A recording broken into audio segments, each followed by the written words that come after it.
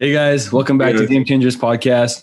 My name is Harsh. I'm your co-host, and today with me, I have Jayden, Depeel with our TrendTalks series, another episode. I know it's been a while since we did one of these, but yeah, looking forward to doing this one. Something that a topic that I'm really passionate about, and I'm sure Jayden is as well. And today we're talking about mental health. With the recent events with Naomi Osaka and in the French Open and Men's Mental Health Day coming up June 13th and Father's Day. And, we're going to be talking about mental health, but more specifically, men's mental health and our experiences that we've had. So yeah, let's get into it. I'm really looking forward to this one. Being a life coach, it's like one of the topics that I think is a little bit, closer to me that I really care about. Jayden, what are your thoughts?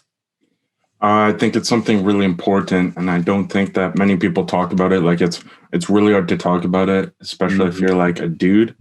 Like, because I don't know, like if I ever wanted to talk about it, I feel like it would be really hard to, and it would be uncomfortable. And I'm sure that that's the same with you and with everyone listening.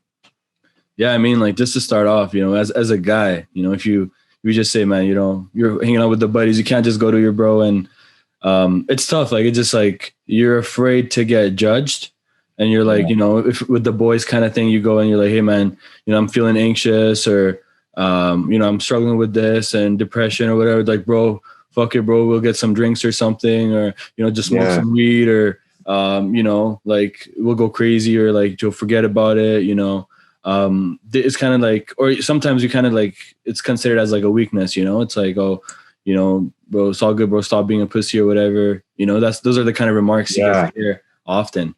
Yeah, and I have a couple friends that like you look at them, you can tell like they have something going on, and like I've tried to like ease into it before, be like, yo, are you okay, dude? Or because one of my friends, he seemed like he was having a rough time last year and stuff.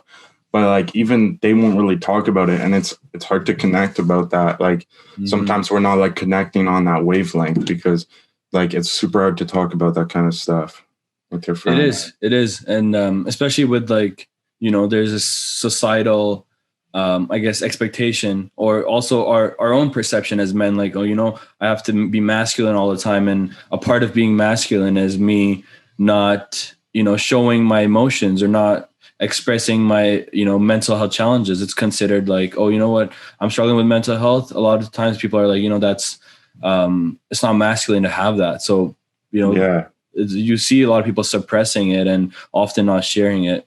So I mean, to be masculine, like you just have to like what do you have to do, lift weights and be like, no bro, I don't have feelings, man. Just alpha mentality. It's like sleep 2 hours a year. Have you seen those videos? I sent you that meme. It was like, I was like, yeah, man, if you want to be alpha, if you want to be successful, you got to work out 3 months a day. You got to sleep on the ceiling. You got to sleep 2 hours a week, Yeah, but it's cool though, because people are like making fun of it now. Yeah. It's like, it's not really like, I don't think that's sustainable for anyone. Like, I don't think like Mark Cuban is like sleeping like 2 hours a day and working out 7 hours a day. Yeah. So, yeah. It's just like toxic masculinity at this point, right? So I think it's good to have that conversation. And I really want to talk about this topic with, the entire Naomi Osaka thing that sparked up. And I'm like, man, it's about time we have this conversation on our TrendTalks series. And last month it was Mental Health Awareness Month, right, in May.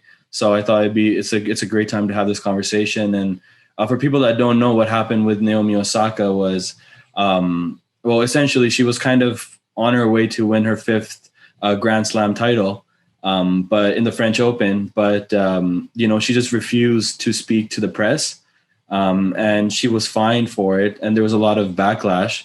And she just said, like, it wasn't good for her mental health. And she just felt like it would aggravate her anxiety and depression and stuff like that. And she just didn't want to speak to press because, it's not easy, right? You're just putting yourself in the public light, and not everyone wants to do that. So especially someone who might be going through some mental health challenges, it's their decision. But it was kind of like she was kind of made to feel bad about it. And she kind of withdrew from the entire tournament itself because, she was being fined for essentially having mental health issues and not wanting to speak to press, right? And there's a difference of opinion, right? Some people are like, you must speak to press, or it's part of, the athlete code, or it's part of your job or something, whatever it is. But her job is to play tennis, right? That's what she's there to do. So I completely understand where she's coming from. And a lot of times, like, when you put yourself out with these interviews, there's a lot of eyes on you, right? And sometimes you just don't want these eyes on you. You just want to do your work. And sometimes you do, but if you're going through a tough time, it's, you just might not want people to, just look at you or just think about you, whatever. You just want to deal with your own thing. Even I don't know what's going on in her head, but I think it's her choice, right? It's kind of like, there's that narrative with my body, my choice. And I think also mental health is a part of that, where, mental health should also be considered in that conversation, where it's like, what, my mind, and if I'm not feeling well mentally, then I have the right to not engage in a certain activity. Yeah, and the press is like brutal about that kind of stuff. Like, you watch like a hockey game or football or whatever, like at halftime, they're like talking to these people, and like the players, I don't think they really enjoy it that much. They're like, hey, what do you think of the game? He's like, I'm just like gonna go play the game. And like they're actually like just trying to recover from their stuff, and the press kind of like hassles them. And I think, like, honestly, you could do sports without the press. Like, it's just kind of like, it's like milking the cow more. It's just adding to the press, and they're going to like ask for like hard questions and stuff. And they try to like put you on your toes and stuff. And honestly, like, I can see where she's coming from. And they just try to milk you for content. And even most of the interviews are so predictable. It's just very basic. It's like, seems like you had a tough game out there. Like, yeah, man, I had a tough game. Like, you can tell by the score. Like, just very generic questions. And I feel like at this point, it's just like, there's not much value sometimes comes out of it. It's just, they're just trying to milk it for themselves in terms of their content, because it benefits them. And they're, and sometimes it can be distracting for athletes too. They just don't want to talk about it. They just don't want, they're not in the mood. The only press that's like really necessary is like the UFC, because that press is like part of like the fight, because they like urge each other to like provoke each other and stuff. But other than that, I don't know if any other sport, like, it's like the press is not essential, because like you're there to watch the game. Like, if you're gonna ask her like halfway through the game how it's going and stuff, like, just wait a couple minutes and they'll be playing, because she'll get in her head more and start overthinking it, and that's not really that good. Yeah, no, I agree. And Naomi Osaka, good for you for standing up for yourself. And I think it's about time, we destigmatize mental health in sports. And there's a conversation that needs to be had about, what rights do athletes have in terms of, what opportunities do they have, and just having that option to not wanting to speak to press. I think that's something that she definitely deserves. And there's a lot of sponsors that have backed her as well. So good for her. And I think she's leading this revolution in sports mental health. But going from there, definitely want to talk about Men's Mental Health Day coming up on June 13th, right? And I guess, Jayden, I want to ask you, I guess, being a male, actually, I shouldn't even identify, because it's risky these days. You can't assume gender. So if you do identify as a male, if your pronouns are he and him, then what are your thoughts? Those are mine. Yeah. What are my thoughts on men's mental health? Well, looking at the stats, it says women are way more impacted by mental health broadly, and then men are kind of more the extremes, it seems. And obviously I'm not into the stats and stuff. I didn't make these, but it seems like it says 75% of suicides are men and stuff like that.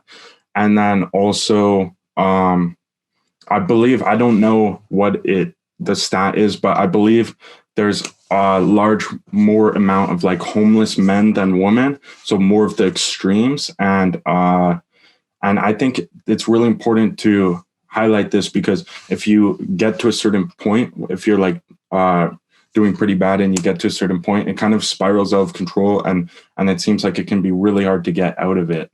Yeah. And if George you look at numbers too, this book about being homeless and talking about mental health, and I was reading it, and he just it was a spiral of him just going and being down bad, and it was super hard to get out of it. Yeah, and I think if you just look at the numbers, right? It's like mental health numbers issues are at the highest in every, for everyone, because of social media, and especially right now with COVID, and how it's aggravated a lot of mental health issues, and also created a lot of mental health issues for people, right? Working from home, not being able to see other family members, not being able to get outside, being denied access to a lot of, activities. For example, a lot of people, they love going to the gym, right? I have friends that, and it helps you. Like going to the gym helps you so much. So much, like not just physically, mentally. I know I have so many friends that for them, like going to the gym, it was like their escape from or I guess it was like their therapy, right? Going to the gym was their therapy for, feeling good about themselves, taking care of their physical health, taking care of their mental health. And, I think it's brought on a lot of challenges. So first thing I'd like to say is, honestly, like if anyone out there is struggling with anxiety or any sort of mental health issues, or maybe they're just feeling like changed, feeling more antisocial, or whatever it is, if you are dealing with any mental health issues, like don't think that, it's just you, because sometimes social media can portray things as, oh, you know what, everyone else seems so happy and everyone else is handling COVID so well and people are thriving and I'm the only one who's suffering. Like that's not true at all. Everyone is right now more than ever just suffering in some way or another, right? Some people have had loss, some people have lost jobs, some people have gone through COVID and the challenges that it puts on your body. Some people are not able to take care of their physical health. Some people are stuck at home because they're working from home. So don't feel like you're alone. And just acknowledging that fact that, you're not struggling by yourself. A lot of other people are struggling too. I think that can be a great starting point. Yeah. And so I wanted to say a couple times I felt kind of like down bad this year, and just like situational things just for like a week or two at a time. I was in a rut. And honestly, during COVID, no one actually did anything fun. Like everyone's just like school, work, go to sleep, do that every single day for 365 days a year. And that really adds on to, and adds weight onto you. It's just not having any fun, not seeing any of your friends. And recently I've been seeing the city more alive. The fields are full with people just outside, throwing a ball, doing this and that. Everyone's smiling. And I think it's so important that everyone makes sure that they get to see their friends and actually have some fun and actually try to have something new. Having fun is something new to us now. And I think that's super important. And I think that's amazing that people are out there and people are seeing each other again and people are smiling and it's sunny. And I think that's really important to embrace that. Yeah, I agree with you. I think last few months with online school and working from home, I mean, it's just your screen is just everything involves a screen now, right? Either before at least you would go to work and sometimes you get the opportunity to socialize or talk to people and get out. And yeah, like you said, with summer, it's a lot of people start getting outside. So it's good to see, people are getting out, having conversation. It's recovery too at the same time. It is recovery. And I'll share an experience of mine with COVID. It's I like to identify as someone who's very extroverted and sociable, right? But being, I guess, antisocial and at home for so long, that kind of felt more normal to me than going outside and socializing. And, now that I'm trying to force myself to get outside and socialize, it feels a little bit awkward even to say. You're just you see so many people and you just feel a little bit of social anxiety because you're just not used to it anymore. Right. And if I was thinking about it, I'm you know what, this is so weird that, being alone at home by myself seemed so weird for me before. And now that's become my norm. And what used to seem normal with going out and socializing with people, that seems a little bit weird now. So has COVID really changed us permanently in terms of, just psychology and how we interact in social situations or just our social behaviors? Yeah, I was feeling that too. And, but also recently, I've been trying to push past that. And I found that I have more of an appreciation for other people, and I've been able to connect better individually with people and like actually take time to listen to them and actually like care for what they have to say. Cause like before this, you can't argue that everyone was rushing around. Everyone's like, I need to make my own money and supply for myself. And everyone's like thinking about themselves. Right. And so if you can take time and actually like listen to other people, listen what they have to say and like care about them. And I think that's awesome. And I feel like I have a new appreciation for that and appreciation for other people, like no matter who they are, really. Yeah, I agree. And you don't take social, social, what do you say, like just engagement as for granted, right? You start becoming more grateful when you get an opportunity to see your friends, right? Because it means more to you. And I think throughout COVID, it's also been a learning experience for a lot of people, right? With innovating on how they socialize, because at some point, for a lot, like you just can't, what are you going to do? You're just going to sit at home all day and just not do anything. Like people are, being forced to adapt. And like, for example, I would never thought like I'm doing movie nights and stuff with some of my friends, right? Just virtually on watching movies together, like on movies and stuff. And people are doing virtual dates and, games virtually, whatever. So it's like, a lot of people have kind of adapted on how they're going to socialize.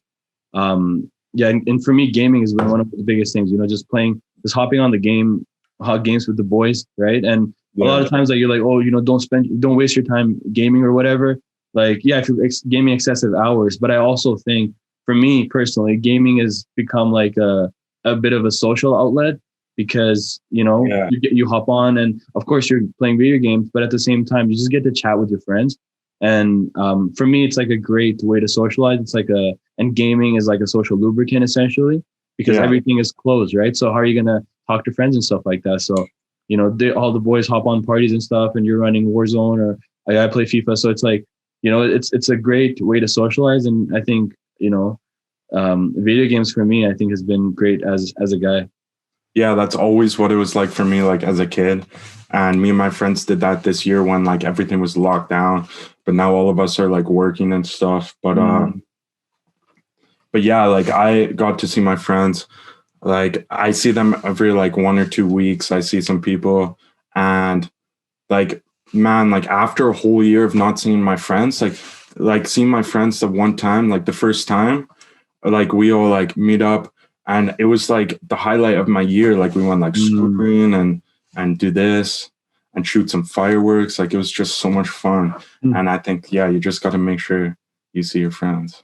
Yeah, no, it becomes such a valuable experience when it means a lot more, right? Yeah. It means so much more. And, and I think sometimes some things can be for the better, like in the past, I used to struggle a lot with anxiety. And, when I struggled to a really severe point, it really pushed me to, try out meditation and journaling and all these different resources. Oh, yeah. Sometimes like the worst problems can also force you to grow and also force you to change, right? Like if I never, like even now, like on a day-to-day basis, I like to journal, I like to meditate, I make sure that I'm taking care of my mental health.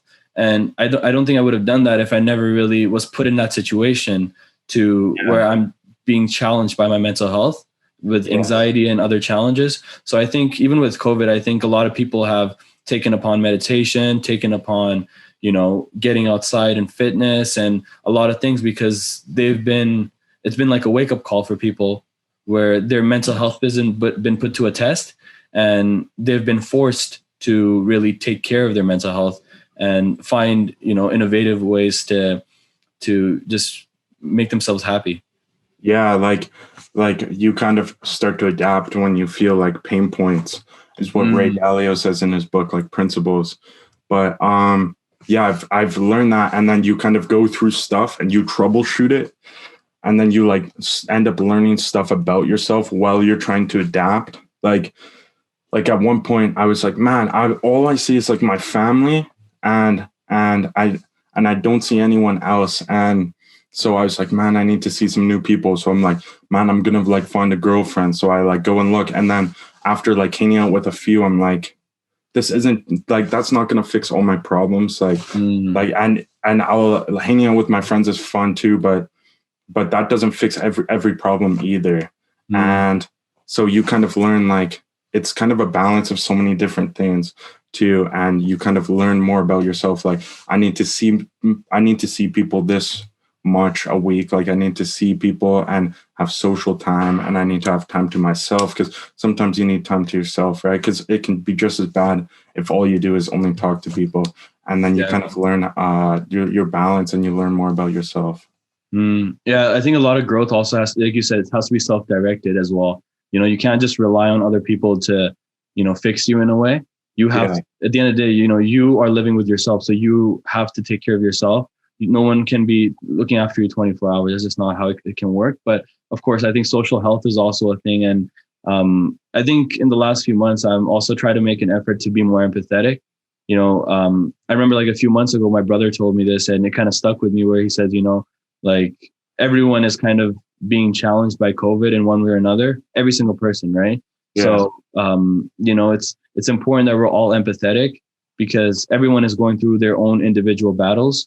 So it's so important that we're being empathetic, not judging each other, being supportive, checking in on each other, seeing how we're doing, right? Checking on your friends, how their mental health is. And yeah, I think now more than ever, it's so important to have that empathetic approach, that approach of support, that approach of just reaching out, you know, let's say, like, for example, sometimes I just feel down, and, you know, I'm like, and I think to myself, you know, would it be so nice if one of my friends just reached out to me? So I try to do the same for some of my other friends, and they appreciate it. So yeah, you know, you guys just try to look out for each other, be empathetic, try not to judge each other. We're all going through some challenge or another individually.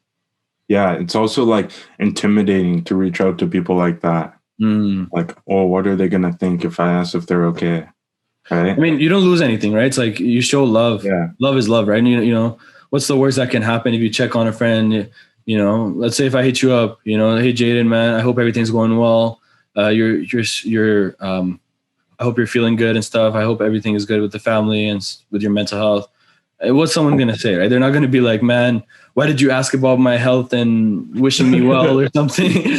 You know what I mean? So, you know, I'm okay all the time, man. You know that I have no problems. Bro, what? Man, I still got to check. I'm going to be sad, bro. I'm not going to be sad, man. I'm out here. I'm posted. I'm running through the 6 with my woes, man. Why would you ask about my mental health? That's me, bro. That's me. Running through my 6 with my woes. But yeah, I mean, you're bro, I'm living my best life. I'm on a private jet with a Louis Vuitton bag, bro. And man.